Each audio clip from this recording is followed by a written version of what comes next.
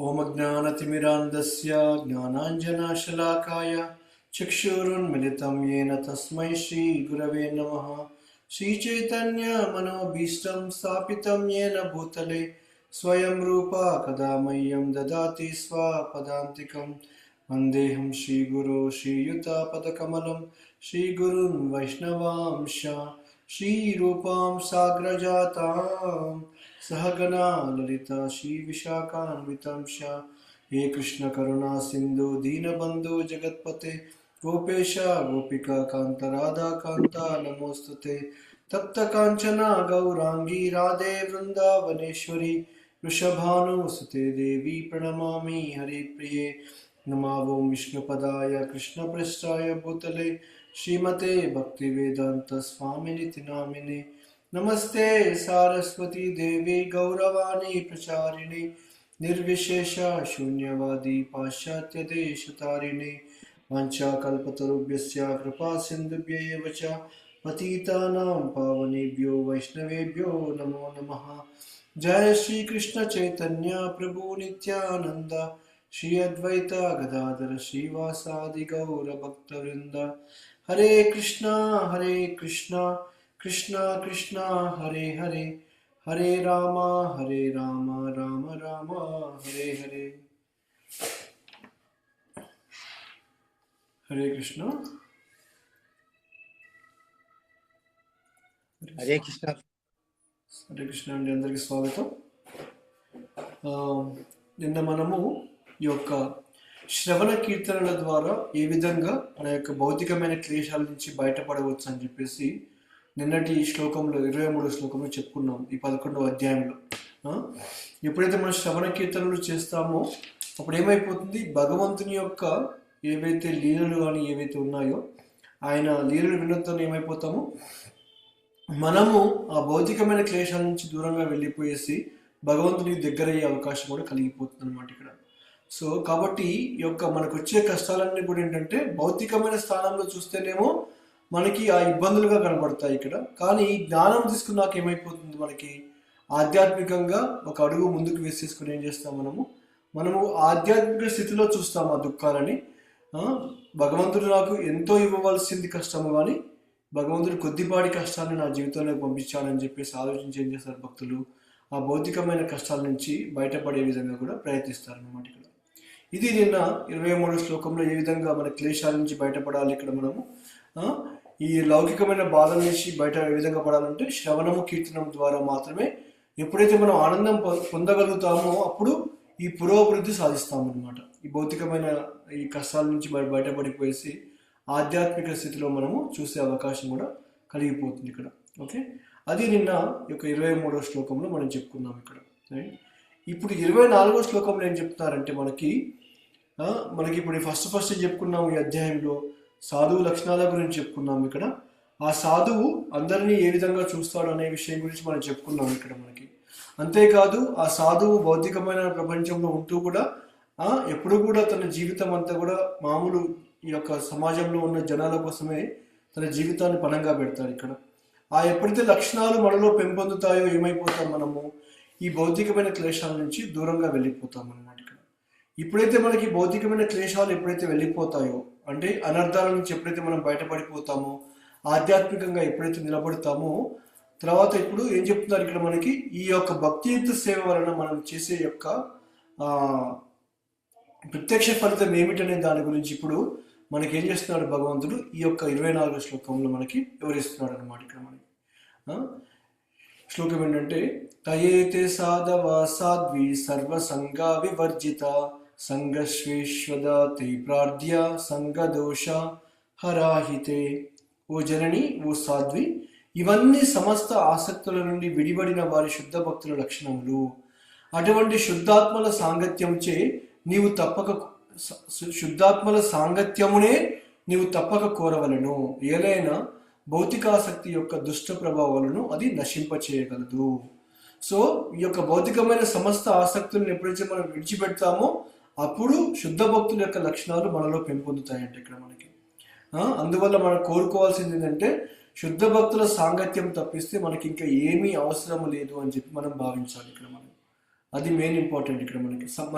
మన జీవితంలో మనకు కావాల్సింది ఏంటంటే ఒకటే ఒక విషయము, అది సాంగత్యము.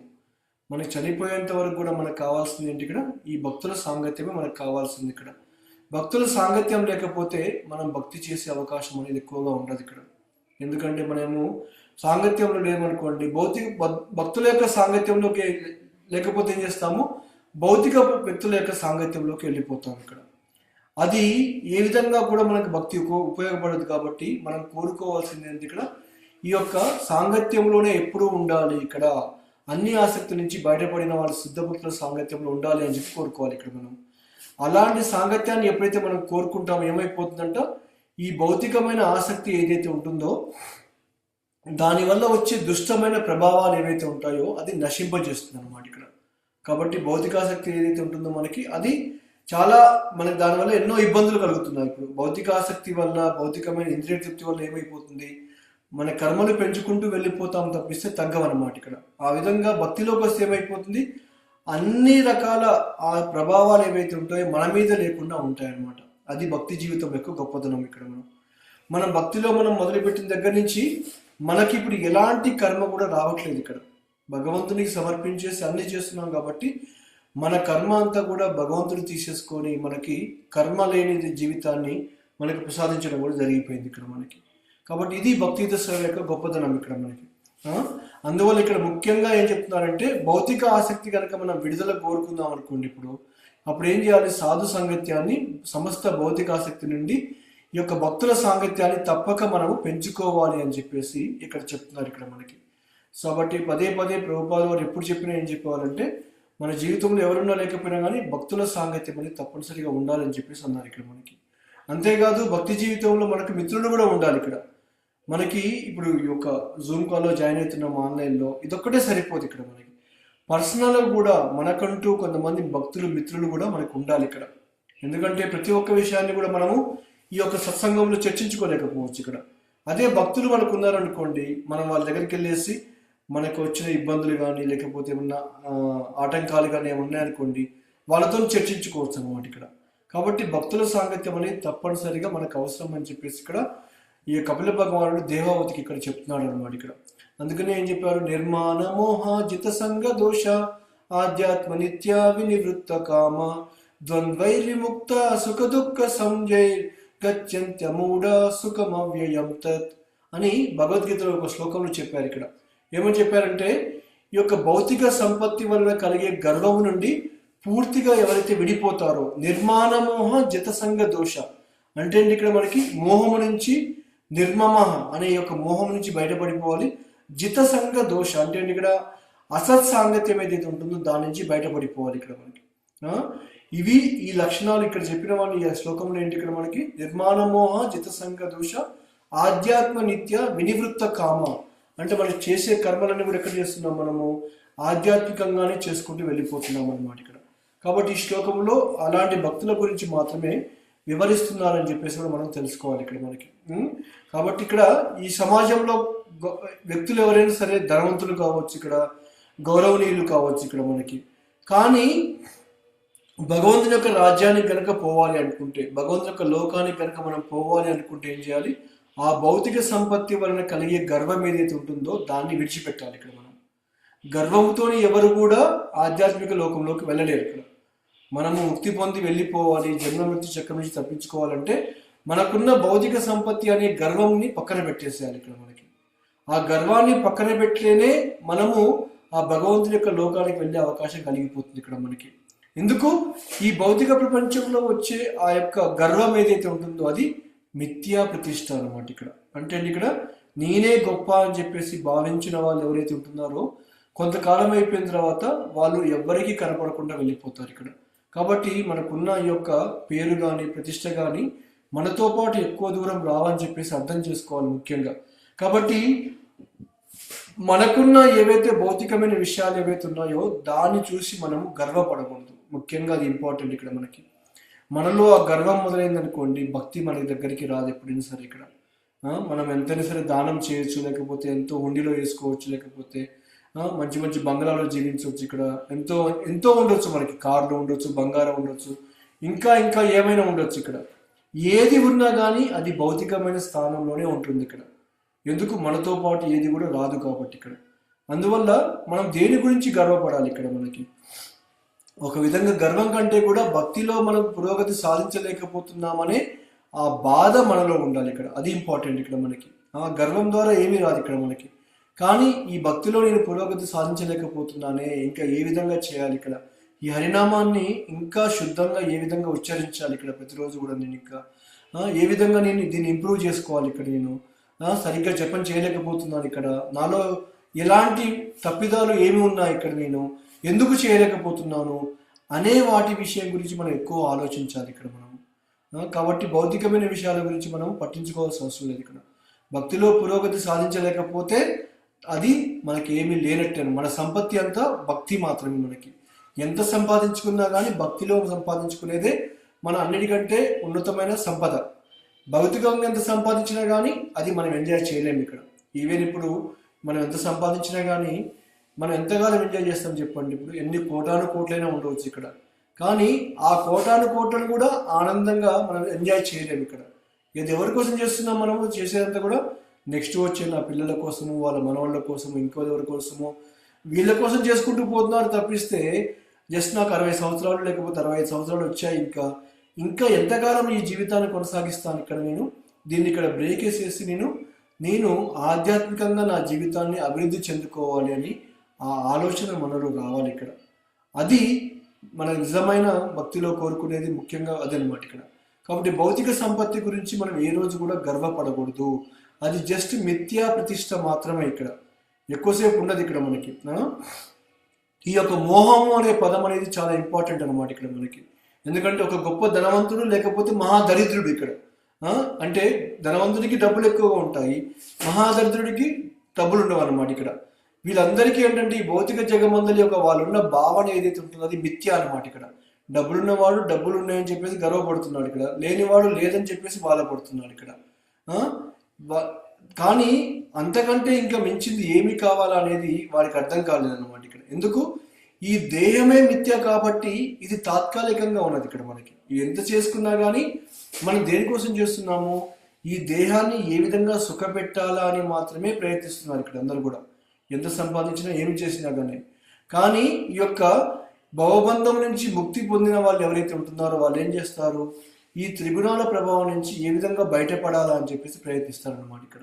అంటే ఇక్కడ మళ్ళీ ఇంకో జన్మ తీసుకొని ఇదే కష్టాల నుంచి వెళ్ళిపోకుండా ఏ విధంగా నేను దీని నుంచి బయటపడిపోవాలి, ఈ త్రిగుణాల ప్రభావం నుంచి ఏ విధంగా బయటపడిపోవాలి అనేది ఈ యొక్క భక్తులు ఆలోచిస్తారన్నమాట ఇక్కడ. అందుకనే మనం త్రిగుణాల సంపర్కంలో ఉన్నాం కాబట్టి ఏమైపోయింది? మన చైతన్యం కలుషితం అయిపోయింది అనమాట ఇక్కడ. అంతే కదా, పొద్దున్నేమో సత్వగుణంలో ఉంటాము, తర్వాత రజోగుణంలోకి వెళ్ళిపోతాము, సాయంత్రం కాగానే తమో గుణంలోకి వెళ్ళిపోతాం. రైట్? ఉదయాన్నే పూజలు చేస్తారు, రోజంతా కూడా ఒకటే పరిగెడుతుంటారు, డబ్బులు సంపాదించాలి, కష్టపడాలని చెప్పేసి. ఆ రజోగుణంలో ప్యాషన్ అంటారు అనమాట, ఏదో చేసేయాలి, ఏదో పొందేయాలని చెప్పేసి ఒకటే దాని వెనకాల పరిగెట్టుకుంటూ పోతారు. ఆ రోజంతా అలసిపోయినాక ఏం చేస్తాడు? సాయంత్రం పూట దాని నుంచి ఉపశమనం పొందడానికి ఏం చేస్తాడు? తమో గుణంలోకి వెళ్ళిపోతాడు. ఏదైనా తాగడం కానీ, లేకపోతే ఎక్కడికి వెళ్ళి రెస్టారెంట్లో తినడం కానీ, సినిమాలు లేకపోతే ఇంకేదైనా ఎంజాయ్ చేయడం కానీ, ఇవి చేసుకుంటూ తమో గుణంలో ఉండిపోతున్నాడు అనమాట. అంటే ఈ త్రిగుణాల ప్రభావం ఏదైతే ఉంటుందో దీని ద్వారా ఏమైపోతుంది? ఆ వ్యక్తి యొక్క చైతన్యం అనేది కలుషితం అయిపోయింది ఇక్కడ మనకి. కాబట్టి అందుకనే ఈ యొక్క మనకి భగవద్గీతలో ఏం చెప్తున్నారు ఇక్కడ మనకి? జిత సంగ దోష, అంటే ఈ త్రిగుణాల సంపర్కం నుంచి మనం బయటపడాలని చెప్పేసి అంటున్నారు ఇక్కడ మనకి. భగవద్ధామానికి చేరుకడిగి ఎవరైతే వెళ్ళాలనుకుంటున్నారో, భగవంతుని యొక్క లోకానికి వెళ్ళాలని ఎవరైతే అనుకుంటున్నారో వాళ్ళు ఈ త్రిగుణాల సంపర్కం నుంచి బయటపడిపోవాలని చెప్పేసి అంటున్నారు ఇక్కడ. కాబట్టి మనము తమో గుణం నుంచి, రజోగుణం నుంచి సత్వగుణంకి వచ్చే ప్రయత్నం మనం ఇప్పుడు చేస్తున్నాం భక్తి మార్గంలో. మనం ఈ సత్వగుణం కంటే కూడా మనం ఎక్కడికి వెళ్ళిపోవాలి? శుద్ధ సత్వగుణంలోకి వెళ్ళిపోవాలి ఇక్కడ మనకి. ఎందుకంటే మనకి ఇప్పుడున్న పరిస్థితిలో ఎప్పటికీ సత్వగుణంలో ఉండట్లేము. ఇంకా మనం కొన్నిసార్లు రజోగుణంలోకి వెళ్ళిపోతున్నాము, కొన్నిసార్లు తమో గుణంలోకి వెళ్ళిపోతున్నాము. ఇవన్నీ ఉన్నాయి ఇక్కడ మనకి. కానీ భక్తి ద్వారా ఏం చేయాలి? మనము వీటిని అధిగమించమని చెప్పేసి భాగవతంలో కూడా మనకి చెప్తున్నారు ఇక్కడ మనకి. అందుకనే ఈ యొక్క కృష్ణ చైతన్య సంఘాన్ని స్థాపించిందే ప్రభుపాద వారు దానికోసం ఇక్కడ. అంటే ఇక్కడ దేనికోసం స్థాపించారు? భక్తుల సాంగత్యం కోసం ప్రభుపాద వారు ఈ యొక్క కృష్ణ చైతన్య సంఘాన్ని మొదలుపెట్టారన్నమాట ఇక్కడ మనకి. ఒక ఇప్పుడు మానవ సంఘంలో ఇప్పుడు సమాజంలో ఏంటి ఇక్కడ వ్యవసాయానికి లేకపోతే ఏదన్నా ఇంకేదో నేర్చుకోవడానికి చాలా వాటికి వ్యవస్థలు అనేది ఉన్నాయి ఇక్కడ. అది ఉన్నాయి కాబట్టి వాళ్ళు నేర్చుకుంటున్నారు ఇక్కడ. అవి లేకపోతే ఎక్కడ నేర్చుకుంటారు చెప్పండి? ఒక వ్యక్తి లాయర్ కావాలనుకుంటే దానికి కావాల్సిన ఎడ్యుకేషన్ ఉంటుంది ఇక్కడ. ఒక వ్యక్తి ఇంకా ఇంజనీర్ కావాలనుకుంటే దానికి కావాల్సిన వ్యవస్థ అనేది ఉంటుంది, చదువు ఉంటుంది ఇక్కడ మనకి. కానీ భక్తిని నేర్పించే ఎలాంటి సంస్థలు కూడా ఎక్కడ కూడా లేవు ఇక్కడ మనకి. అలాంటి వ్యవస్థ అనేది మనం ప్రపంచంలో ఎక్కడ చూడము ఇక్కడ మనకి. మనకి చిన్నప్పటి నుంచి కూడా మనకి ఎవరు నేర్పించలేదు ఇక్కడ.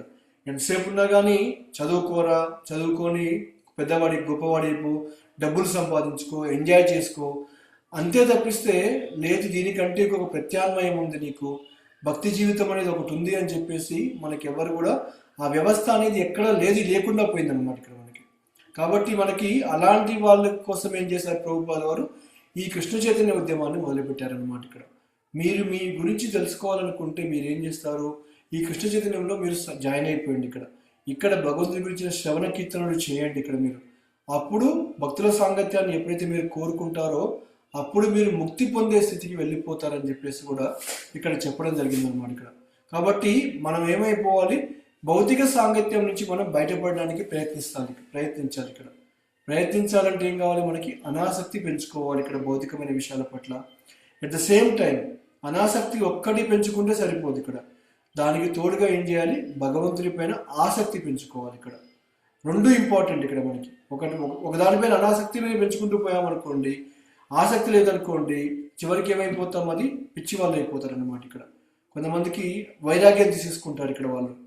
నాకు ఇదొద్దు అదొద్దు ఇదొద్దు అని చెప్పేసి అన్నింటినీ వదిలేస్తారు ఇక్కడ. చివరికి ఏం చేయాలో వాళ్ళకి అర్థం కాదు ఇక్కడ. ఎందుకు?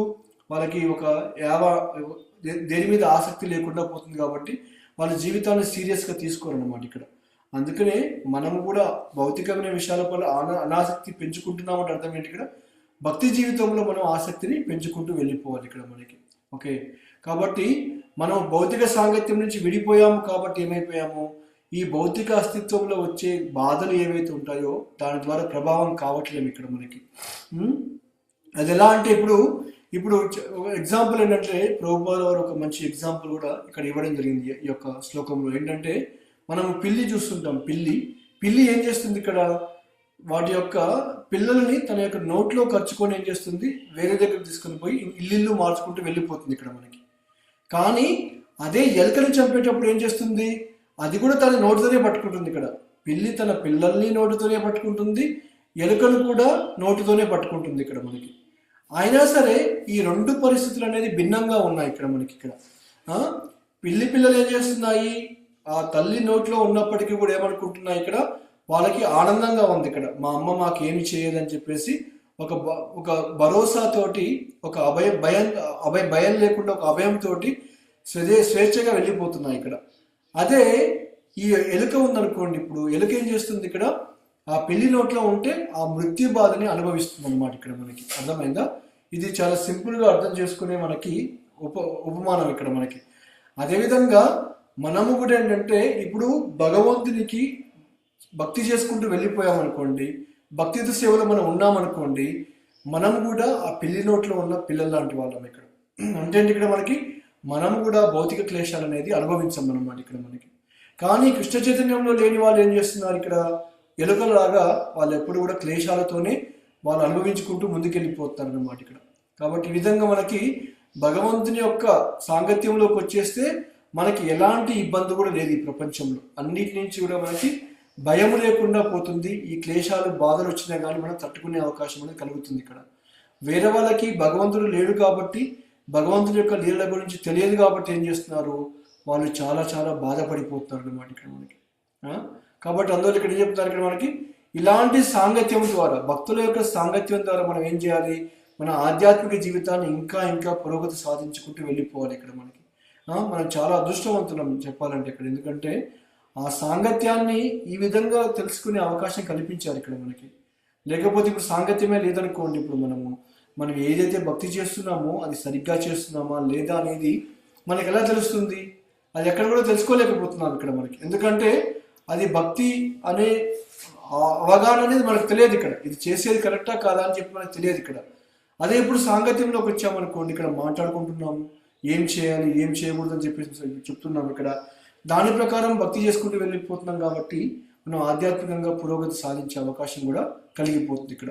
అందుకనే ఈ మహాత్ముల యొక్క ఉపదేశాలు కానీ ఈ యొక్క వాళ్ళ యొక్క ప్రవచనాల ద్వారా ఏం చేయాలి, ఈ భౌతిక అస్తిత్వము కల ఆసక్తి ఏవైతే ఉంటుందో దాన్ని ఖండించి వేయాలన్నమాట. ఇక్కడ మెల్లమెల్లగా ఖండించి వేసుకుంటూ వెళ్ళిపోవాలి ఇక్కడ మనకి. అందుకని కలియుగంలో ఇంకా ముందుకి ఇంకా సమాజం పురోగతి సాధిస్తున్న కొద్ది ఏమైపోతుంది, ఈ రజోతమ గుణాల ప్రభావం అనేది ఎక్కువైపోతుంది ఇక్కడ మనకి. ఒకప్పుడు గమనించామనుకోండి, ఎక్కడో ఒకరింట్లో రేడియో ఉంటేనే చాలా గొప్ప విషయం అని చెప్పేసిగా ఉండేది ఇక్కడ. తర్వాత బ్లాక్ అండ్ వైట్ టీవీ వచ్చేది. బ్లాక్ అండ్ వైట్ టీవీ ఉన్నా కానీ అందరూ వెళ్ళి వాళ్ళ ఇంట్లోనే మొత్తం సాయంత్రం పూట ప్రోగ్రామ్ ఏదైనా ఉంటే చూసేవాళ్ళు ఇక్కడ. అప్పుడు మిగతా సమయం అంతా ఎప్పుడైతే ప్రోగ్రామ్స్ లేవో మిగతా సమయం ఏం చేసేవాళ్ళు, అందరు కలిసి మాట్లాడుకోవడం కానీ, లేకపోతే ఏదైనా మంచి ఏదైనా పనులు చేయడం కానీ, లేకపోతే ఇవన్నీ కూడా ఉండేవి ఇక్కడ మనకి. ఈ కలియుగంలో ఈ యొక్క ఎంత పురోగతి సాధిస్తున్నామో ఏమైపోతుంది, ప్రపంచంలో అందరూ కూడా ఈ రజోతమో గుణంలోకి పూర్తిగా నెట్టివేయబడుతున్నారు అన్నమాట ఇక్కడ. ఇప్పుడు ఎవరు అవసరం లేదు ఇక్కడ మనకి. ఇప్పుడు ఫోన్ ఉంటే చాలు చేతిలో మనకి, ఆ ఫోన్లోనే రోజంతా గడిపేస్తారు ఇక్కడ మనకి. ఇంకా పక్కింటి వాడు అవసరం లేదు, ఇంట్లో వాళ్ళు కూడా అవసరం లేని స్థితికి జనాలు వచ్చేసారనమాట. అంటే గమనించండి, ఇక్కడ కలియుగము ఇంతగా ముందుకెళ్ళిపోతుందో మనము అంతగా మనము క్షీణించిపోతున్నాం అనమాట, అంతగా పతనం అయిపోతున్నాం ఇక్కడ. కానీ చాలామంది ఏమనుకుంటున్నారు, దీన్ని చూసి అడ్వాన్స్మెంట్ అనుకుంటున్నారు, డెవలప్మెంట్ అనుకుంటున్నారు. ఇక్కడ అన్నీ నాకు చేతికి వచ్చేసాయి, నా దగ్గరే ఉండిపోయాయి అని చెప్పేసి అనుకుంటున్నారు ఇక్కడ. ఎస్, అన్నీ ఉన్నాయి ఇక్కడ, కానీ దాన్ని ఉపయోగించే పద్ధతి అనేది మనం తెలుసుకోవాలి ఇక్కడ. అది ఎంతవరకు అవసరమో అంతవరకే వాడుకోవాలి ఇక్కడ మనకి. అంతేగాని దాన్ని యథేచ్ఛగా వాడేమనుకోండి, అది మనకి లాభం ఇవ్వకుండా ఏమేస్తుంది, నష్టాన్ని కలిగిస్తుంది ఇక్కడ మనకి.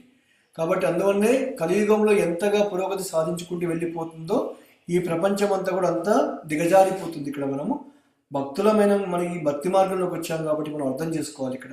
ఎంతసేపు నేను ఫోన్లో ఉండాలి ఇక్కడ, ఎంతసేపు నేను టీవీ వాచ్ చేస్తాను, ఎంతసేపు నేను టీవీ వాచ్ చేయాలి ఇక్కడ, ఎంతసేపు వేరే వాళ్ళతో నేను మాటల్లో ఉండాలి ఇక్కడ నేను అనేది ప్రతి ఒక్కటి కూడా మనం గమనించుకుంటూ వెళ్ళిపోవాలి ఇక్కడ మనకి. అది లేదనుకోండి, ఇప్పుడు ఎక్కడ అది ఒక బ్రేక్ లేకపోతే ఆలోచన లేదనుకోండి, మనము భక్తిలో పురోగతి సాధించలేము ఇక్కడ మనకి. అందుకని ఈ యుగంలో ప్రతి ఒక్కరు ఏం చేస్తున్నారు, భోగవాంఛ, లోభము మరియు అజ్ఞానం వల్ల కలుషితమైపోయారు. 3 విషయాలు. ఒకటి భోగవాంఛ, ఎప్పుడు కూడా ఆనందించాలి, ఎంజాయ్ చేయాలి ఇక్కడ, ఏదో విధంగా ఎంజాయ్ చేయాలి ఇక్కడ వాళ్ళు, అంతే ఇక్కడ. తర్వాత లోభము, ఆ సంపాదించిన డబ్బుని నేనే దగ్గర పెట్టుకోవాలి, ఎవరికి ఇవ్వకూడదు, నాతో పాటే పెట్టుకోవాలి అనే ఒక లోభం కూడా స్టార్ట్ అయిపోయింది. ఎందుకంటే వాళ్ళు అజ్ఞానంలో ఉండిపోయారు కాబట్టి యుగంలో ఉన్న ప్రతి ఒక్కరు కూడా ఈ 3 విషయాల్లోనే ఉండిపోయారు అన్నమాట ఇక్కడ. భోగవాంఛ, లోభము, అజ్ఞానము, ఈ 3 విషయాల వల్ల కలుషితం అయిపోయారని చెప్పేసి కూడా ఇక్కడ చెప్తున్నారు ఇక్కడ మనకి. అందుకని సత్వగుణం అనేది కలియుగంలో కనిపించకుండా పోతుంది. మెల్లమెల్లగా ఈ సత్వగుణం అనేది లేకుండా పోయింది అనమాట ఇక్కడ. ఉదయం వాడు లేసేదే 10-11కి లేస్తాడు, నైట్ పడుకునేది 12కి పడుకుంటాడు, 12, 1, 2కి పడుకుంటారు ఇక్కడ. ఉదయాన్నే ఆ పూజలు ఉండవు, భక్తి ఉండదు, ఏమీ ఉండదు ఇక్కడ. ఇవేమీ లేకుండా సమాజం అనేది సత్వగుణం మెల్లమెల్లగా తగ్గుకుంటూ వెళ్ళిపోతుంది ఇక్కడ మనకి. ఆ యొక్క భావన లేదు ఇక్కడ. ఎందుకంటే డబ్బులు సంపాదిస్తున్నామని ఎంజాయ్ చేస్తున్నారు ఇక్కడ. భగవంతుడు ఎందుకు, భక్తి ఎందుకు, ఇవన్నీ కూడా వాళ్ళకి అవసరం లేదు ఇక్కడ మనకి. కాబట్టి ఆ విధంగా సమాజం అనేది పూర్తిగా సత్వగుణంలో నుంచి రజోగుణంలోకి, తమో గుణంలోకి మెల్లగా జారుకుంటూ వెళ్ళిపోతుంది ఇక్కడ. ఆల్రెడీ వెళ్ళిపోయారు, చాలామంది వెళ్ళిపోయారు ఇక్కడ ఆల్రెడీ కూడా. ఇప్పుడున్న సమాజంలో అందరూ రజోగుణం, తమో గుణంలోనే ఉంటున్నారు ఇక్కడ, ఉదయం లేచిన దగ్గర నుంచి పడుకునేంత వరకు. ఒకప్పుడు ఈ వైన్ షాపులు ఏమైనా ఉన్నాయనుకోండి, ఓన్లీ రాత్రిపూటలే తెరిచేవాళ్ళు. ఇప్పుడు పొద్దున్నే టీ తాగినట్టు చాలా మంది వైన్ షాప్లోకి వెళ్ళేసి మందు తాగే వాళ్ళు చాలా మంది ఉన్నారు ఇక్కడ. మన ఇండియాకి వచ్చినప్పుడు చాలా మంది ఉన్నారు, రోడ్ల పక్కన అంతా పొద్దున్నే షాపులు ఓపెన్ చేసేసి మరి కూడా అందరూ తాగేస్తున్నారు అనమాట. అంటే గమనించండి, ఇక్కడ సమాజం అనేది ఎంతగా దిగజారిపోతుందో అర్థం చేసుకోండి ఇక్కడ మనకి. సో కాబట్టి మనం అర్థం చేసుకోవాల్సి, ఈ భక్తి మార్గం ఏదైతే మనకు వచ్చిందో మనం చాలా అదృష్టవంతులం ఇక్కడ. ఈ అవకాశాన్ని మనము దుర్వినియోగం చేసుకోవద్దు, సద్వినియోగం చేసుకొని ముందుకెళ్ళిపోవాలన్నమాట ఇక్కడ మనకి. అందుకనే భగవద్గీతలో కూడా ఈ త్రిగుణాల గురించి క్లియర్గా చెప్పాడు భగవంతుడు ఇక్కడ. ఎందుకంటే ఈ యొక్క భౌతిక ప్రకృతి యొక్క కలుషితాల నుంచి విముక్తి పొందాలి అనుకుంటే మనం చేయవలసిన ఏకైక మార్గం ఏంటంటే సాధువుల యొక్క సాంగత్యాన్ని తీసుకోవాలి ఇక్కడ మనం. సాధువు యొక్క సాంగత్యాన్ని ఎప్పుడైతే మనం తీసుకుంటామో భౌతిక ప్రకృతి కలుషితాల నుంచి మనం బయటపడిపోతాం ఇక్కడ. ఎందుకు ఆ సాధువు చెప్పే మాటలు ఏవైతే ఉంటాయో మనల్ని ఉద్ధరించడానికి తప్పిస్తే మనల్ని పతనం చేయకుండా ఉంటాయి ఇక్కడ. కానీ ఇప్పుడు సమాజంలో ఎంతో మంది చెప్తున్నారు ఇక్కడ, వాళ్ళ వల్ల ఏమైపోతుంది, సమాజం దిగజారిపోతుంది అనమాట ఇక్కడ. ఎంతో మంది క్షీణించిపోతున్నారు ఇక్కడ మనకి. ఎందుకు, వాళ్ళు చెప్పే మాటలు అనేది వాడికి మంచి మార్గం వైపు తీసుకోకుండా చెడు మార్గం వైపు తీసుకెళ్లే అవకాశం కలుగుతుంది ఇక్కడ. కానీ సాధువులు ఏం చేస్తున్నారు ఇక్కడ, మన శ్రేయస్సు కోసం మనకి ఏదైతే మంచిదో దాని గురించి మాత్రమే వివరిస్తున్నారని చెప్పేసి అర్థం చేసుకోవాలి ఇక్కడ. ఈ సమాజంలో ఆసక్తి లేకుండా ఎవరికి లేదు ఇక్కడ. ప్రతి ఒక్కరికి కూడా ఏదో ఒక ఆసక్తి అనేది ఉంటుంది ఇక్కడ మనం. కానీ మనము ఎవరు ఈ భౌతికమైన ఆసక్తుల నుంచి విముక్త అయ్యామని చెప్పలేరు ఎవరు కూడా. ఈ యొక్క మాయావాదులు కానీ బౌద్ధ మతంలో ఉన్న వాళ్ళు కానీ ఏం చేస్తున్నారు ఇక్కడ, వాళ్ళు ఈ యొక్క భౌతికమైన ఆసక్తుల నుంచి విముక్తి కావాలని చెప్తున్నారు ఇక్కడ. కానీ అది సాధ్యమయ్యే విషయం కాదు ఇక్కడ మనకి. అందుకనే వాళ్ళు ఏం చేస్తారు ఇక్కడ, శూన్యం మీద ధ్యానం చేయమని చెప్పేసి అంటారు. కళ్ళు మూసుకోండి, శూన్యం మీద ధ్యానం చేయండి, మెడిటేషన్ చేయమని చెప్పేసి అంటారు. ఎంతసేపు మెడిటేషన్ చేస్తారు ఇక్కడ, మా అంటే 10-15 నిమిషాలు మెడిటేషన్ చేస్తారు. తర్వాత కళ్ళు తెరవాల్సిందే, ఈ భౌతిక ప్రపంచాన్ని చూడాల్సిందే. వాడు మళ్ళీ యథావిధంగా ఏమి చేస్తాడో అవన్నీ చేసుకుంటూ పోవాల్సిందే ఇక్కడ. ఎందుకు, వాడికి ఒక పని అంటూ ఏమి లేదనమాట. ఓన్లీ వాడికి తెలిసింది ఏంటిది, ధ్యానం చేయడం వరకు మాత్రమే వాడికి తెలుసు ఇక్కడ మనకి ఇక్కడ. ఇప్పుడు కానీ దాన్ని మనం ఏం చేస్తున్నాం భక్తి మార్గంలో, ఈ యొక్క జపముతో పాటు రోజంతా కూడా మనం ఏం చేస్తున్నాం, భగవంతునికి ఏదో ఒక సేవ చేసుకుంటూ మనము మన జీవితాన్ని గడుపుతున్నాం. కాబట్టి మనము ఆ యొక్క ఈ యొక్క భౌతికమైన ఆసక్తి నుంచి ఆటోమేటిక్గా బయటికి వెళ్ళిపోతున్నాం అన్నమాట. ఇప్పుడు ఒక పిల్లవాడు ఉన్నాడు అనుకోండి, ఇప్పుడు వాడికి ఓన్లీ ఆటలు అంటేనే ఇష్టం. వాడికి స్కూల్కి వెళ్ళాలని లేదు, లేకపోతే ఎప్పుడు చదువుకోవాలని లేదు, ఏమీ లేదు ఇక్కడ. ఎంతసేపు ఉన్నా ఆడుకోవాలి ఇక్కడ. కానీ ఏదో ఒకటి చేసేసి వాడిని మారాం చేసేసో, చాక్లెట్లు ఇచ్చేసో, ఇంకేదో చెప్పేసో ఆ పాఠశాల వైపు మనం మరల్చామనుకోండి, ఏమైపోతుంది, వాడి ఆసక్తి అనేది ఆటల నుంచి చదువు వైపు మళ్ళీపోతుంది అనమాట ఇక్కడ మనకి.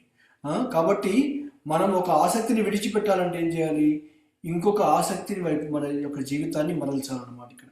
భౌతికమైన ఆసక్తిని వదిలిపెడుతున్నామంటే ఆధ్యాత్మికమైన ఆసక్తి మీద మనకి ఆ రుచి వస్తేనే భౌతికమైన విషయాన్ని వదిలిపెడతాం ఇక్కడ. ఆధ్యాత్మికంగా మనకి ఇంకా రుచి రాలేదనుకోండి, భౌతికమైన ఆసక్తులు మనం వదిలిపెట్టలేము ఇక్కడ మనకి. ఇప్పుడున్న పరిస్థితులు అదే జరుగుతుంది ఇప్పుడు మనకి. అందుకనే ఇప్పుడు ధ్రువ మహారాజు కూడా మనం చూస్తాం ఇక్కడ. ధ్రువ మహారాజు ఏం చేశాడు, ఆయన ఈ యొక్క అడవిలోకి వెళ్ళిపోయాడు. వాళ్ళ నాన్న మీద కోపంతో, నాకు మా నాన్న కంటే కూడా, మా తాత కంటే కూడా, ముత్తాత కంటే కూడా గొప్ప రాజ్యం రావాలని చెప్పి ఏం చేశాడు, అన్నీ వదిలిపెట్టేసి అడవిలోకి వెళ్ళిపోయాడు. వెళ్ళి విష్ణుమూర్తికి అక్కడ పూజ చేసుకున్నాడు ఇక్కడ. కానీ ఎప్పుడైతే విష్ణుమూర్తి ప్రత్యక్షం అయిపోయాడో అతను ఏమడిగాడు ఇక్కడ, నేను పగిలిపోయిన ఈ యొక్క గాజు పెంకల కోసం వెతుక్కుంటూ వచ్చాను, కానీ ఇక్కడ నాకు డైమండ్ దొరికింది. డైమండ్ ఏంటి ఇక్కడ, ఆ భగవంతుని యొక్క సాంగత్యం దొరికిందని చెప్పేసి చెప్పడం కూడా జరిగింది అనమాట ఇక్కడ. సో అదేవిధంగా మనం కూడా ఏంటంటే భౌతికమైన ఆసక్తిని మనం వదిలిపెట్టేది మన కోసం, మన జీవుడి కోసం వదిలిపెడుతున్నాం ఇక్కడ. భగవంతుని సేవ కోసం మనం ఇవన్నీ త్యజిస్తున్నాం అన్నమాట ఇక్కడ మనకి. అలా చేసినప్పుడు ఏమైపోతుంది, మనకి భగవంతుని పైన ఆసక్తి అనేది పెరుగుకుంటూ వెళ్ళిపోతుంది అనమాట. ఏ విధంగా అయితే పిల్లవాడు ఆటల నుంచి యొక్క చదువులకు మరల్చాలంటే ఏం చేయాలి, వాడిని ఏదో ఒకటి చేసేసి ఆసక్తిని మరల్స్తే అది సాధ్యమైపోతుంది అనమాట ఇక్కడ. ప్రభుపాద వారు ఈ యొక్క స్టార్టింగ్లో ఇక్కడ అమెరికాకు వచ్చినప్పుడు ఇక్కడంతా కూడా నాన్ వెజ్, అంతా కూడా వాళ్ళు అన్నిటికీ అంటే ఒక అలవాట్లు ఏంటంటే అన్ని అలవాట్లు ఉన్నాయి వాళ్ళకి ఇక్కడ. అన్ని అలవాట్లు మునిగిపోయారు అనమాట ఇక్కడ.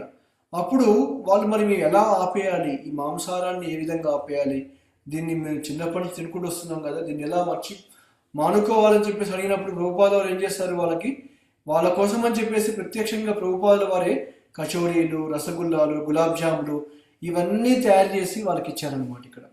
వాళ్ళకి ఏంటి హయ్యర్ టేస్ట్ వచ్చిందనమాట ఇక్కడ.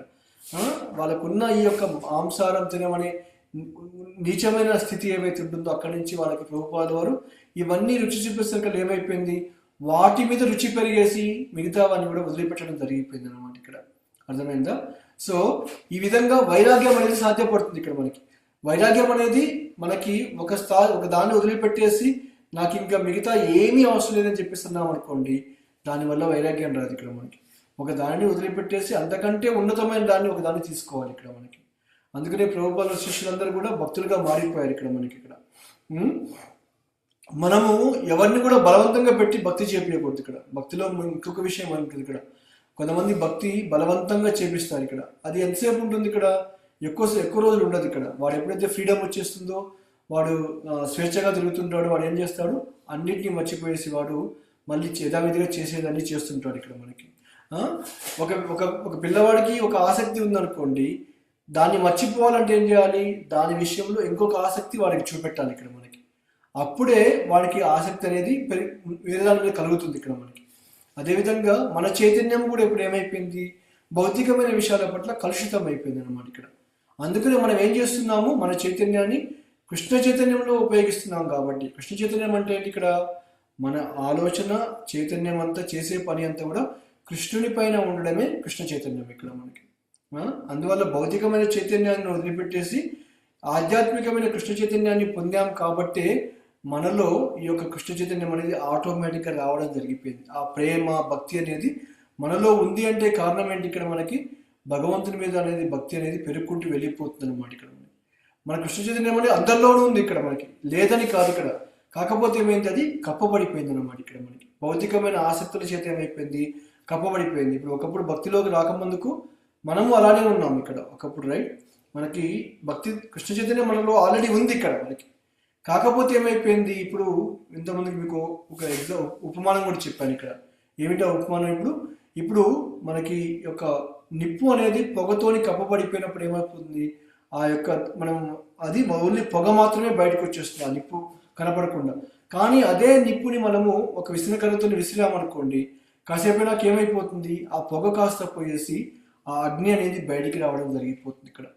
మనలో కూడా కృష్ణ చైతన్యం అనేది మనలోనే కాదు, ఈ ప్రపంచంలో ఉన్న అందరిలోనూ కూడా ఆ కృష్ణ చైతన్యం అనేది నిగూఢంగా దాచిపెట్టబడిపోయింది అనమాట ఇక్కడ. కొంతమందికి ఏమో ఆ చైతన్యం అనేది ఇప్పుడు చెప్పినట్టు ఒక నిప్పుని ఆ పొగ కప్పేసినట్లుగా కప్పబడిపోయింది ఇక్కడ. కొంతమందికి ఏమో తల్లి గర్భంలో ఉన్న శిశువులాగా కప్పబడిపోయింది ఇక్కడ. ఎందుకు? ఇప్పుడు తల్లి గర్భంలో శిశువు ఉన్నాడు అనుకోండి, అంత తొందరగా మనకి కనపడడు ఇక్కడ మనకి. దానికి ఎక్స్రే తీస్తానో లేకపోతే ఇంకేదో చేస్తే కనపడుతుంది ఇక్కడ. కానీ మన యొక్క ఇప్పుడు నిప్పు మీద పొగ ఉందనుకోండి, దాన్ని విసిరగానే ఏమైపోతుంది? ఆ పొగ పోయేస్తే నిప్పు అనేది బయటకు వచ్చేస్తుంది ఇక్కడ. మనలో కూడా ఇప్పుడు కృష్ణ చైతన్యం బయటకు వచ్చిందంటే అర్థం ఏంటి? ఇక్కడ మనకి భక్తులు మన జీవితంలోకి వచ్చేసి ఈ జ్ఞానాన్ని ఇవ్వడం జరిగిపోయింది ఇక్కడ. ఆ జ్ఞానాన్ని ఇవ్వడం వల్ల మనము సానుకూలంగా ఉన్నాం కాబట్టి ఏమైపోయింది? వెంటనే ఆ కృష్ణ చైతన్యాన్ని తీసుకొని మన జీవితంలో వెంటనే అవలంబించడం మొదలుపెట్టామన్నమాట ఇక్కడ. సో కాబట్టి ఇది అందరి భౌతికమైన ఆసక్తులు అనేది ఎక్కువ ఉంటేనేమో అది ఈ యొక్క తల్లి గర్భంలో ఉన్న మావి లాంటి శిశువు లాంటి వాడు అనమాట. అది బయట రావడానికి చాలా సమయం పడుతుంది. కానీ అదే బయట ఉన్న ఇప్పుడు నిప్పు పైన పొగ ఉందనుకోండి, ఇప్పుడు దాన్ని మనం పోగొట్టడం అనేది పెద్ద కష్టం కాదు ఇక్కడ మనకి. మనలో కూడా కృష్ణ చైతన్యం బయటకు వచ్చిందంటే అర్థం ఏంటంటే మనం కూడా ఆ ఆల్రెడీ ఉన్న చైతన్యాన్ని కృష్ణ చైతన్యంగా మార్చుకొని భక్తిలోకి వచ్చే ఆ యొక్క అడుగుని ముందుకు మనం వేసామన్నమాట ఇక్కడ మనకి. కాబట్టి అందువల్ల భౌతికమైన ఆసక్తి నుంచి ఎలా బయటపడాలి, మరి కృష్ణుని యొక్క ఆసక్తి పట్ల ఎలా రావాలి అని చెప్పేసి చాలామంది ప్రశ్నిస్తుంటారు ఇక్కడ మనకి. దానికి కావాల్సింది ముఖ్యంగా సాధు సంఘం వాళ్ళ మాత్రమే మనకి భౌతికమైన ఆసక్తి పోతుంది, కృష్ణుని పట్ల ఆసక్తి అనేది పెరుగుకుంటూ వెళ్ళిపోతుంది అనమాట ఇక్కడ మనకి. కాబట్టి మనకున్న ఆసక్తులన్నింటినీ శూన్యం చేయలేము, పూర్తిగా అన్నింటినీ చంపివేయలేము ఇక్కడ మనకి. కాకపోతే ఏం చేయాలి? మనం దాన్ని శుద్ధిపరచుకోవాలన్నమాట ఇక్కడ మనకి. ఇప్పుడు నా కంటికి ఒక రోగం వచ్చింది అనుకోండి, ఇప్పుడు నేనేం చేయాలి? కంటికి ఆపరేషన్ చేయించుకొని నేను ఆ చూపు మళ్ళీ వచ్చేలాగా ప్రయత్నించాలి ఇక్కడ. ఎలాగో కంటికి రోగం వచ్చేసిందిగా అని చెప్పేసి నేను కన్నునే పీకి పక్కన పడేసాను అనుకోండి, అప్పుడు నా చూపు అనేది పూర్తిగా వెళ్ళిపోతుంది ఇక్కడ. కరెక్ట్? అదేవిధంగా మనలో కూడా ఈ భౌతికమైన ఆసక్తులు చాలా ఉన్నాయి ఇక్కడ. నాలో ఆల్రెడీ చాలా ఆసక్తులు ఉన్నాయి కాబట్టి ఈ భక్తి నా వల్ల కాదు, ఇక్కడ నేను భక్తి చేయలేను అని చెప్పేసి మనం పక్కన పెట్టేసామనుకోండి, ఏ రోజు కూడా మనం ఆ భక్తి చేయలేము ఇక్కడ మనకి. ఇప్పుడు కంటిని చికిత్స చేసేసి ఆ రోగాన్ని తొలగిస్తే ఏమైపోతుంది? ఆ యొక్క కంటి చూపు అనేది మంచిగా అయిపోయేసి మళ్ళీ చూడగలుగుతాం ఇక్కడ మనకి. అదేవిధంగా మనలో కూడా ఎన్నో రకాల కోరికలు అనేది మన జీవితంలో ఉండిపోయాయి ఇక్కడ మనకి. కానీ ఆ కోరికల్ని మనం ఏం చేయాలి? భగవంతుని వైపు మనం మరల్చి వేయాలన్నమాట ఇక్కడ మనకి.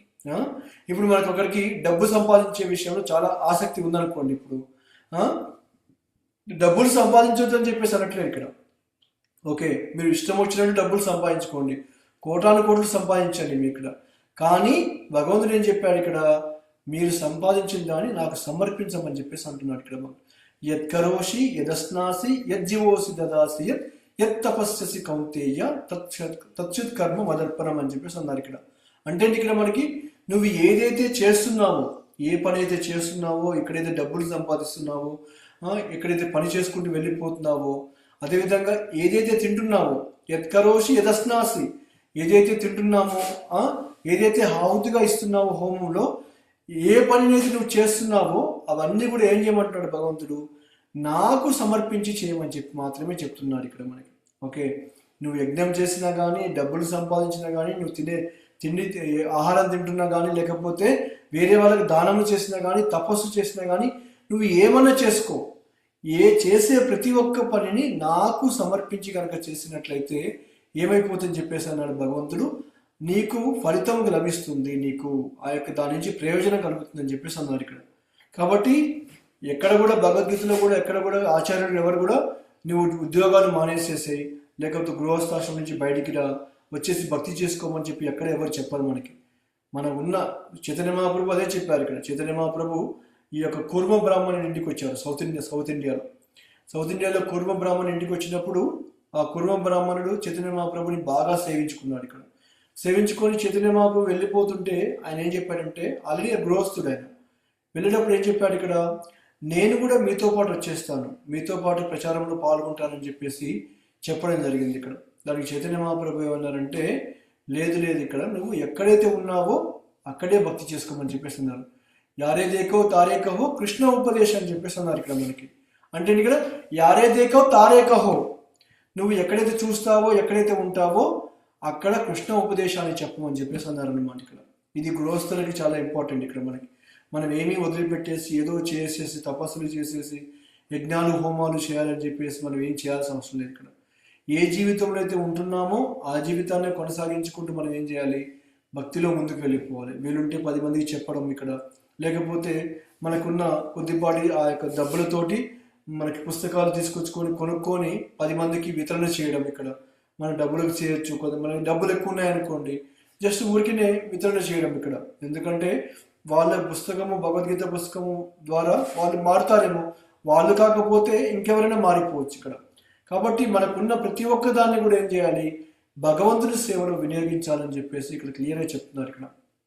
యత్ కరోషి యదస్నాసి యజ్జీవోసి దదాసి యత్, ఇక్కడ తత్కృత్ కర్మ మదర్పణం. మదర్పణం అంటే నాకు సమర్పించమని చెప్పేసి కృష్ణుడు క్లియర్గా చెప్తున్నాడు ఇక్కడ. అలా చెప్తే ఏమైపోతుంది, మన కర్మలన్నీ కూడా పూర్తిగా పరిపూర్ణమయ్యే అవకాశం కలిగిపోతుంది అనమాట ఇక్కడ. ఈ విధంగా ఎప్పుడైతే మనం భగవంతునికి సమర్పించి మనం చేస్తామో మన భక్తి యోగం అనేది ఆ రోజు ప్రారంభమైపోతుంది ఇక్కడ మనకి.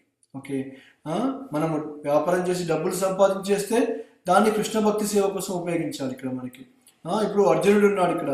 అర్జునుడు యుద్ధం చేయడం వల్ల గొప్ప భక్తుడిగా మారిపోయాడు అనమాట ఇక్కడ మనకి. అంతేగాని హరే కృష్ణ జపం చేయడం వల్ల అర్జునుడు గొప్ప భక్తుడిగా మారిపోలేదు ఇక్కడ. అర్జునుడికి ఏమి భగవంతుడు నువ్వు మహామంత్రం జపం చేసేసి నువ్వు యుద్ధం చేయాల్సిన అవసరం లేదని చెప్పి చెప్పలేదు ఇక్కడ. నీవు క్షత్రియుడివి, నీ ధర్మాన్ని నువ్వు నిర్వర్తించాలి కాబట్టి నువ్వు యుద్ధం చేయమని చెప్పి మాత్రమే చెప్పాడు అనమాట ఇక్కడ. అదేవిధంగా మనము కూడా ఏంటంటే, కృష్ణుడు మనల్ని అన్ని వదిలిపెట్టేసి భక్తి చేయమని చెప్పి చెప్పట్లేదు ఇక్కడ. మీరు చేసేవన్నీ చేసుకుంటూ మీరు ఏదైతే సంపాదిస్తున్నారో, మీరు ఏదైతే తింటున్నారో, మీరు ఏదైతే యజ్ఞాలు హోమాలు చేస్తున్నారో అవన్నీ నాకు సమర్పించి చేయమని చెప్పేసి అంటున్నాడు ఇక్కడ. అలా చేస్తే ఏమైపోతుంది, మనకు ఉన్నవన్నీ కూడా పవిత్రీకరణ అయిపోతాయి అన్నమాట ఇక్కడ మనకి. కాబట్టి కృష్ణుడు ఏం చేస్తాడు ఇక్కడ, ఎప్పుడైతే ఆజ్ఞాపించాడో అర్జునుడు యుద్ధం తప్పక చేయవలసి వచ్చిందనమాట ఇక్కడ మనకి. మామూలుగా ఏంటి, వైష్ణవులు ఏంటి ఇక్కడ స్వభావరీత్యా ఎవరికి హాని కలిగించరు వైష్ణవులు అనేవాళ్ళు ఇక్కడ. సుహృద సర్వదేహినాం అని చెప్పుకున్నాం కదా, అందరి దేహాల్లో ఉన్న వాళ్ళందరినీ కూడా ఒక మిత్రులుగా మాత్రం చూస్తారు ఇక్కడ మనకి. కానీ భగవంతుడు ఏదైనా చేయాలని చెప్పి తలుచుకున్నాడు అనుకోండి, అప్పుడు వైష్ణవుడు ఏం చేయాలి, దాన్ని అర్థం చేసుకొని మనకున్న ఆలోచనలు పక్కన పెట్టేసి భగవంతుడు ఏం చెప్పాడో అది చేయాలన్నమాట ఇక్కడ. మన జీవితం అంతా ఉంది దేనికోసము, కృష్ణ భగవానుడి కోసం ఇక్కడ. ఆయన ఏది చెప్తే అది చేయడం అనేది మన యొక్క కర్తవ్యం ఇక్కడ. అంతేగాని ఇది హింస, నేను చేయలేను ఇక్కడ, ఇది నా వల్ల కాదు ఇక్కడ, నేను వైష్ణవుని కంటే ఎవరిని హింసిద్దని మీరే చెప్పారు కదా భగవంతులు అని చెప్పేసి మనం మాట్లాడకూడదు ఇక్కడ. నేనే చెప్తున్నాను కాబట్టి నువ్వు చెయ్యాలి అని అర్జునుడు వెంటనే అర్థం చేసుకుని ఏం చేశాడు, యుద్ధం చేయడం కూడా జరిగిపోయింది అన్నమాట. ఇక్కడ మనకి ఏ సందర్భంలోనైనా ప్రతి ఒక్కరూ వాళ్ళ యొక్క స్వధర్మాన్ని వాళ్ళు కలిగి ఉన్నారు ఇక్కడ మనకి. కానీ మనం ఏం చేయాలి, భగవంతుని కోసం మన స్వధర్మాన్ని కూడా పక్కన పెట్టి కొన్నిసార్లు మన భగవంతుడు చెప్పిన దాన్ని చేయాల్సిన అవసరం కూడా కలిగిపోతుంది అనమాట ఇక్కడ.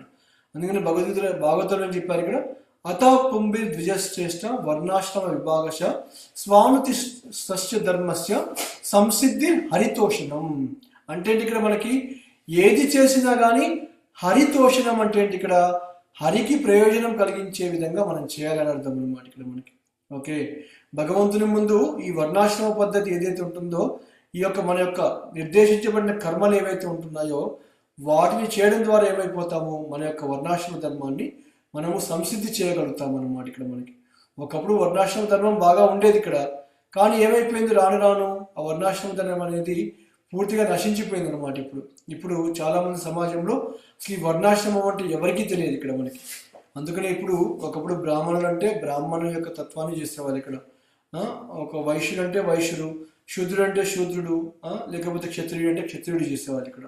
ఇప్పుడున్న సమాజంలో ఏమైపోయింది, అందరూ అన్ని చేసేస్తున్నారు ఇక్కడ. ఎందుకు, వాడి యొక్క వృత్తి కాకపోయినా కానీ, వాడి స్వభావం కాకపోయినా కానీ వాడు ఏం చేస్తున్నాడు, వెళ్ళి వేరే దాన్ని తీసుకొచ్చి చేస్తున్నాడు. అంటే పరధర్మాన్ని తీసుకొచ్చుకొని తన స్వధర్మాన్ని చంపేస్తున్నాడు అనమాట ఇక్కడ మనకి. కాబట్టి అందుకని ఈ సమాజంలో ఏమైపోయింది, ఇక్కడ వీళ్ళు ఇవన్నీ మీరు చేయలేరు కాబట్టి, మీరు వర్ణాశ్రమ ధర్మాన్ని పాటించలేరు ఇక్కడ మీరు, కాబట్టి మీరు ఏదైతే పని చేస్తున్నారో ఫలితాలు ఏవైతే ఉన్నాయో దాన్ని నాకు సమర్పించమని చెప్పేసి భగవంతుడు చెప్తున్నారు ఇక్కడ. ఇది భక్తి అంటే ఇక్కడ మనకి. భక్తి అంటే మనకి ఏదో గొప్ప కష్టతరమైన విషయం కాదు ఇక్కడ మనకి. మనం ఏదైతే చేస్తున్నామో భగవంతుని సమర్పించి చేయడమే భక్తి ఇక్కడ మనకి. చాలా సులభమైనది భక్తి మనకి. అందుకనే మన కోసం గొప్ప గొప్ప నియమాలు ఏమి పెట్టలే ఇక్కడ మనకి. జస్ట్ 4 నియమాలు, కొంచెం హరే కృష్ణ మహామంత్రాన్ని జపం చేస్తే సరిపోతుందని మాత్రమే చెప్పారు ఇక్కడ మనకి. సమయం ఉంటే ఇంకా గ్రంథాలు చదవచ్చు ఇక్కడ మీరు, సమయం లేకపోతే శ్రవణం చేయొచ్చు ఇక్కడ మీరు, లేకపోతే భక్తులకు సేవ చేసుకోవచ్చు ఇక్కడ, లేకపోతే మన ఇంట్లోనే భగవంతునికి నైవేద్యం పెట్టేసి ఆయన సేవ చేసుకోవచ్చు. ఈ విధంగా ఎన్నో రకాలుగా మనం భక్తి చేసుకుంటూ వెళ్ళిపోవచ్చు. ఇదేది మనం కొత్తగా ఏమి చేయట్లేము ఇక్కడ. ఆల్రెడీ చేస్తున్న వాటిని ఏం చేస్తున్నాము, భగవంతుని భావనలో చేస్తున్నాం అంతే ఇక్కడ మనకి. కొత్తగా మనం ఇక్కడ ఏం మార్చట్లేము అనమాట ఇక్కడ మనకి. కాబట్టి ఈ యొక్క కృష్ణ జనాలందరినీ కూడా వాళ్ళ యొక్క పనుల నుంచి తప్పించడం అనేది కృష్ణ చైతన్య ఉద్యమం యొక్క సిద్ధాంతం కాదు ఇక్కడ మనకి ఇక్కడ. ఎందుకంటే మన వృత్తి ధర్మాల్లోని మనం ధర్మం చేయాలి. మన కుటుంబంలో ఉన్నాం, ఇప్పుడు మన కుటుంబాన్ని పోషించాలి, పిల్లల్ని పెంచాలి ఇక్కడ, వాళ్ళకి చదివించాలి ఇక్కడ, వాళ్ళకి అవసరాలన్నీ తీర్చాలి. కాబట్టి తప్పనిసరిగా ఉద్యోగాలు చేయాలి ఇక్కడ. అదే చేయలేదనుకోండి, ఇప్పుడు వాళ్ళని ఎలా పోషిస్తాం ఇక్కడ. అందుకనే భగవంతుడు ఎక్కడ కూడా మన వృత్తి ధర్మాలను విస్మరించమని చెప్పేసి ఎక్కడ కూడా చెప్పట్లేరు ఇక్కడ మనకి. కానీ ఏం చెప్తున్నాడు ఇక్కడ, మీరు ఏదైతే చేస్తున్నారో అది చేసేటప్పుడు కృష్ణ చైతన్యాన్ని కలిగి ఉండాలని చెప్పి మాత్రమే ఆయన ఆదేశిస్తున్నాడు ఇక్కడ. కృష్ణ చైతన్యం అంటే ఇక్కడ మనం చేసే పని భగవంతుని చైతన్యంతో చేయడమే కృష్ణ చైతన్యం ఇక్కడ మనకి, ఇంకా వేరేది కాదనమాట ఇక్కడ మనకి. కాబట్టి మన శ్రీకృష్ణుని కొరకై ఆచరిస్తున్నాం. కొంతమంది ఏం చేస్తారు ఇక్కడ, మనము కొన్ని తప్పులు చేసుకుంటూ ఏమనుకుంటారు ఇక్కడ, నేను భగవంతుని కోసం చేస్తున్నానని చెప్పేసి ఉంటారు ఇక్కడ. భగవంతుడు అలాంటి సేవని ఎప్పుడు కూడా అంగీకరించారు ఇక్కడ. భగవంతుడు చెప్పిన విధంగా కాకుండా మనం తప్పు పని చేసుకుంటూ కూడా నేను భగవంతుని కోసమే చేస్తున్నాను అని అన్నామనుకోండి, అది భగవంతుడు ఈ రోజు కూడా దాన్ని అంగీకరించడం అనమాట ఇక్కడ మనకి. కాబట్టి మనము ఏ విధంగా అయితే అర్జునుడు కృష్ణుని యొక్క ఆజ్ఞానుసారం యుద్ధం చేశాడో, మనం కూడా ఏం చేయాలి, భగవంతుని యొక్క ఆదేశాన్ని పాటించాలన్నమాట ఇక్కడ మనకి. మనము భగవంతుని దర్శించలేకపోవచ్చు ఇప్పుడున్న స్థితిలో. అర్జునుడు అంటే ప్రత్యక్షంగా కృష్ణుని చూశాడు కాబట్టి ఆయన చెప్పింది విని చేయగాడు ఇక్కడ.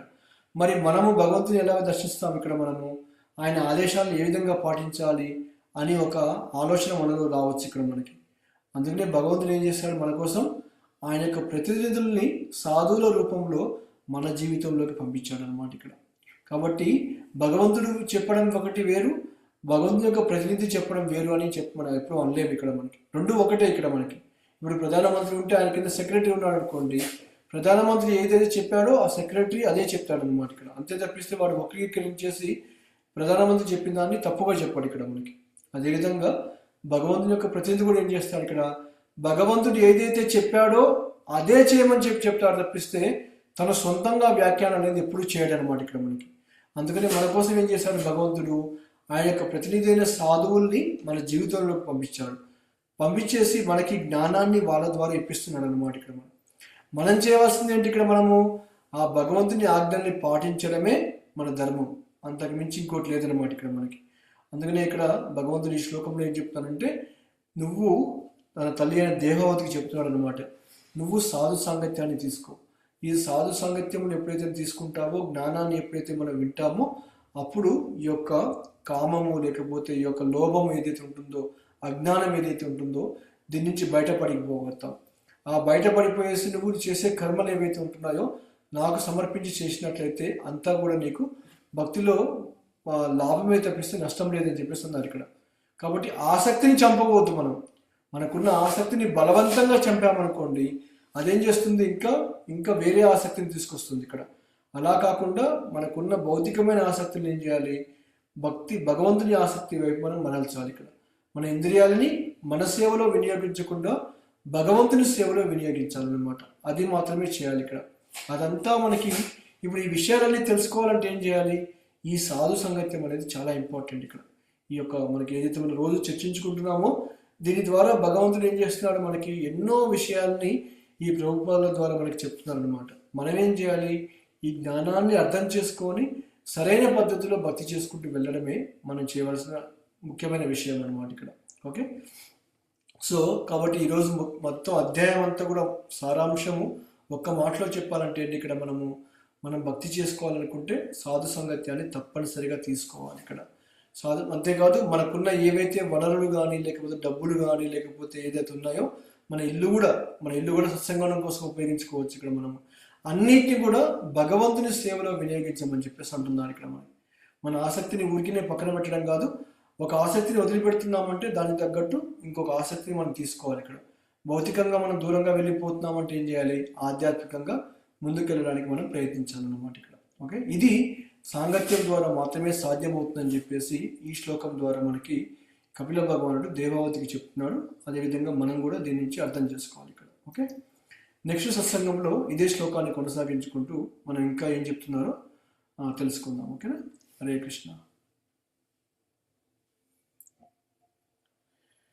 అర్థమైందా? ఏమైనా క్వశ్చన్స్ కానీ కామెంట్స్ ఏమన్నా మీకు?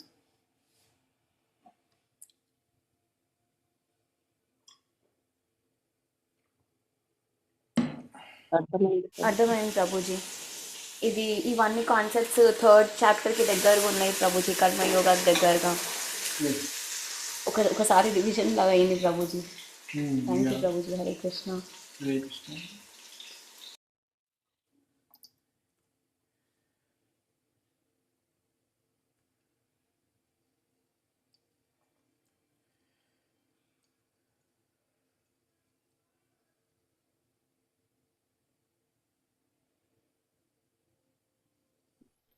ఓకే, సో ఏదైనా ప్రభు ఈ అనాసక్తి ఒకసారి అనాసక్తి పెంచుకుంటే ఇంకోసారి ఆసక్తి. అంటే ఈ భౌతిక విషయం మనం ఒకటి తీసుకుంటే ఇంకో దాన్ని వదలాలి. కాబట్టి ఈ భౌతిక విషయాల కంటే ఇంకా ఎక్కువ ఉన్నతమైంది ఆధ్యాత్మిక జీవితం. కాబట్టి దాని మీద ఆసక్తి పెంచుకుంటూ ఈ భౌతిక విషయాలపై అనాసక్తి పెంచుకుంటూ ఆటోమేటిక్గా ఈ అనాసక్తి వద్దన్నా కూడా వస్తానే ఉంటది. అక్కడ ఆసక్తి పెరుగుతూ ఉంటే ఆధ్యాత్మిక విషయాలపై ఒక ఉన్నతమైన సాధు సంఘంలో ఉండి ఆధ్యాత్మిక గురువుల్ని ఆశ్రయించినప్పుడు కంపల్సరిగా మనకి ఆసక్తి ఆధ్యాత్మిక విషయాలపై పెరుగుతూనే ఉంటది. ఎందుకంటే ఆధ్యాత్మిక గురువు చెప్పే మాటలు బోధనలు అలా ఉంటాయి కదా. కరెక్ట్. జై.